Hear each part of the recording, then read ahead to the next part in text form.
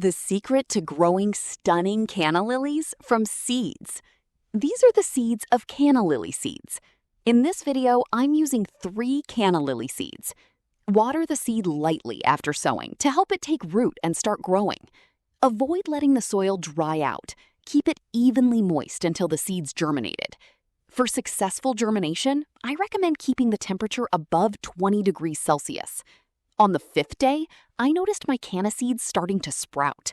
The canna lily shoot is emerging from the soil. The phrase canna lily leaf shoot typically describes the first visible leaves forming on a young canna plant. These shoots are initially tightly rolled and elongated before they unfurl into the broad, paddle-shaped leaves. In my experience, canna lily leaf seeds germinate best at temperatures above 21 degrees Celsius, 70 degrees Fahrenheit. If outdoor soil hasn't warmed enough, you could start seeds indoors. In colder regions, begin seeds indoors and move them outside once the danger of frost is gone. Usually, in cooler areas, begin seedlings 8 to 12 weeks prior to the last frost. Your last frost date varies greatly with factors like state, county, elevation, and whether you're in an urban or rural area. For starting seed indoors, as soon as seedlings emerge, please provide light to seedlings. You can place them on a sunny windowsill or use LED grow lights to help them grow. The distance between your grow light and plants depends on the LED wattage, ambient light levels, and the plant species. Generally, LED lights should be positioned 12 to 30 inches above the plant. As your plants grow, adjust the light height to match their increasing size. For growing seedling using grow lights, do not leave lights on for 24 hours. When using grow lights for seedlings, avoid keeping them on 24 hours a day. Allow seedlings to have 8 to 10 hours of darkness each day. Avoid using incandescent bulbs as a light source because their heat can harm seedlings. Seedlings should be hardened off before planting them in the garden. This hardening off process toughens the plant's cell structure and reduces transplant shock and scalding. Skipping the hardening off process can cause young plants to be damaged by sun, cold, or wind. Cover or bring containers indoors if frost threatens overnight. Then put them out again once the morning arrives. For most plants, begin hardening off a week before the final frost date for your area. Once your plants have been hardened off, you can transplant them into new containers or sow them directly in the garden. Generally, canna lily are hardy in USDA zones 8 to 11. In colder areas, grow canna lily as annuals or dig up and store their rhizomes indoors during winter to replant in spring. I think my canna lily is getting too much water as its leaves are turning brown. Overwatering can cause root rot, which often leads to browning leaves. To fix this, make sure your container has proper drainage and allow the soil to partially dry before watering again. My minimum temperature when growing canna lily is 24 degrees Celsius. My maximum temperature when growing canna lily is 33 degrees Celsius. My average humidity when growing canna lily are about 84%. I grow my canna lily in tropical climate. In my climate, canna lilies grow as perennials. Canna lilies prefer to grow in tropical and subtropical climate. Canna lilies native to tropical and subtropical regions of North and South America and India. Canna lilies can be propagated either by seeds or by dividing their rhizomes. Rhizomes are underground stems that can be divided into sections, each containing a growing point, or eye, to produce new plants. While you can propagate canna lilies by seed, cultivated varieties may not grow true to type. When canna lilies propagate by seeds, it is common to have some seeds fail to germinate. Canna lily success germination rate depend on seed's quality, seed age, moisture, light, and temperature. For me, on average, canna lily seed viability are about 1 year. Canna lily seed viability is greatly affected by its quality at the time of collection, its treatment between collection, storage, and the conditions in which it is stored. Growing media I use for growing canna lilies contain cocoa peat, red burn soil, micro, fine sand, old humus, and charcoal. You can use any growing medium that fits your needs, As long as it drains well, canna lilies will thrive. The ideal soil pH for canna lilies is slightly acidic to neutral, around 6.0 to 7.0. The soil pH where I grow my canna lilies is 7.0. Also, if you can, please make sure that your growing media are sterilized and clean. By choosing sterilized soil and clean growing media, we'll minimize new seedlings from becoming infected from disease-causing pathogens. The pH level of soil significantly affects nutrient availability for plants. For instance, in soils with high acidity, elements like aluminum and manganese may become more soluble and potentially toxic to plants, whereas essential nutrients such as calcium, phosphorus, and magnesium become less accessible for plant uptake. When soil is highly alkaline, the availability of phosphorus and several essential micronutrients decreases, which can hinder plant growth. A pH of 7 is considered neutral on the pH scale. A pH below 7.0 indicates acidity, while a pH above 7.0 signifies a basic or alkaline condition. Optimal growth for most plants occurs in soils with a pH between 6.0 and 7.0, which is slightly acidic to neutral. However, certain plants thrive in more acidic or alkaline soils. For instance, blueberries and azaleas favor acidic conditions. Ferns and asparagus, on the other hand, grow best in soil with a neutral to mildly alkaline pH. Before planting, verify the soil pH requirements of your plants to ensure optimal growth. Soil can be tested using electronic or digital soil meters, as well as soil indicator test strips. Container size I use for growing canna lilies, height 23 centimeters, width 29 centimeters. You also can grow canna lilies in bigger container than mine. In fact, using a bigger container, both deeper and wider, can provide more space for the rhizomes to expand.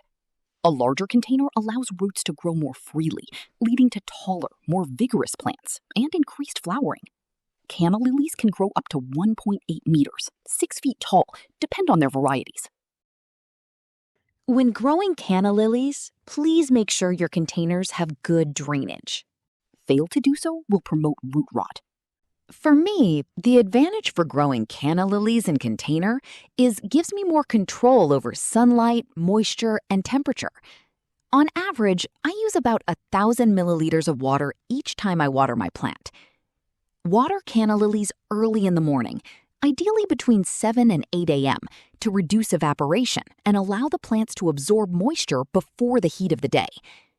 If possible, avoid watering in the evening, as water tends to sit in the soil overnight around the roots. This can create a damp environment that encourages fungal growth and attracts insect infestation. Water requirements may vary based on your local climate, container size, soil type, and plant variety. In particularly hot or dry conditions, you may need to water up to twice a day to keep the soil consistently moist. I begin fertilizing my plant after it has been growing for 1 month. After that, I fertilize my plant once a month throughout the active growing season. I use an all-purpose liquid fertilizer to nourish my canna lilies. This type of fertilizer provides a balanced blend of essential nutrients, such as nitrogen, phosphorus, and potassium, that promote overall plant health. You can use any fertilizer that's readily available and convenient for you. Canna lilies is generally not picky and responds well to a variety of balanced fertilizers. Please read and follow the instructions carefully before using any fertilizer.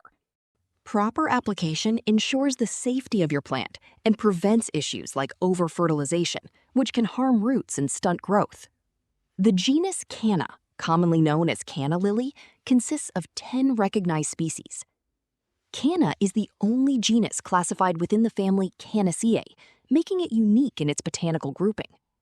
Numerous species of canna are cultivated as ornamental plants, valued for their striking flowers and decorative foliage. Over time, a diverse array of cultivars has been developed to enhance these desirable traits.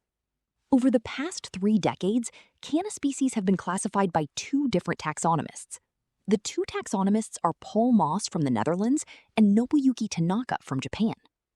Both taxonomists reduced the number of recognized canna species from the previously accepted range of 50 to 100, reclassifying many as synonyms. Naturally, some differences exist between their categorizations, which are detailed in the individual species articles. The reduction in the number of recognized species is further supported by research conducted by Kress and Prince at the Smithsonian Institution. However, their study covers only a subset of the canna species range. Cannas are not true lilies. According to the APG2 system of 2003, They are classified within the order Zingiberales in the monocot-clade commelinids. Their closest relatives include gingers, spiral gingers, bananas, arrowroots, heliconias, and birds of paradise. Cannas are generally resistant to most pests.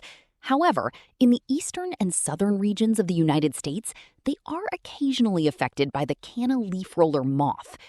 While the resulting leaf damage is not fatal to the plant, it can be unsightly and troubling to attentive gardeners.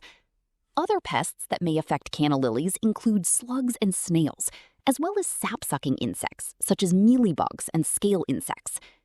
Cannas are remarkably free of diseases, making them a low-maintenance choice for both home gardeners and landscape use. However, cannas can occasionally be affected by canna rust, a fungal disease characterized by orange spots on the leaves, often triggered by excessively moist or poorly drained soil. The flowers may occasionally be affected by a gray, fuzzy mold known as botrytis, particularly under humid conditions. It typically appears on aging blooms. To prevent its spread to healthy flowers, affected blossoms should be promptly removed. Canna lilies produces bisexual flowers. Bisexual flowers contain both male, stamens, and female, pistils, reproductive organs within the same flower. This allows the plant to reproduce through self-pollination or cross-pollination, increasing its chances of successful fertilization. Canna lilies are considered free-flowering plants. Flowers begin to emerge once the plant is well established. Canna lilies are free-flowering, meaning they bloom continuously throughout the growing season under suitable conditions. I use a bamboo stake as a support to stabilize tall canna lilies. Even though canna lilies produce bisexual flowers and are capable of self-pollination, most cultivated varieties, cultivars, typically require an outside pollinator. However, many modern cultivars have been bred for traits like flower color, size, or form, which can sometimes reduce their ability to self-pollinate effectively. All canna species produce nectar, attracting nectar-feeding insects, bats, and hummingbirds.